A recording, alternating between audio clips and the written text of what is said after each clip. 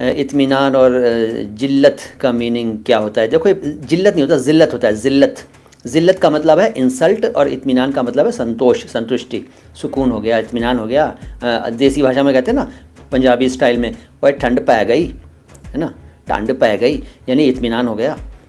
अब मुझे सुकून हो गया, अब मुझे इत्मीनान हो गया, अब मुझे मेरी संतुष्टि हो गई, अब मैं बेफिक्र हो गया, निश्चिंत हो गया। इत्मीनान, निश्चिंतता।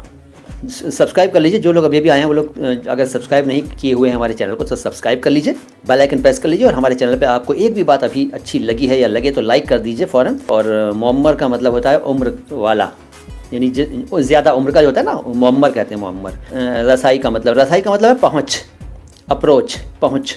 इकबाल शब्द का क्या मतलब होता है? भाई प्रताप होता है इकबाल का मतलब, प्रताप। इकबाल, इकबाल नहीं इकबाल। फुहार होता है या फुहार? तो देखिए फुहार होता है वैसे तो, फुहार, फु बिना नुक्ते का, फु यानी लिप्स को मिलाकर, फु फु फु फु फु।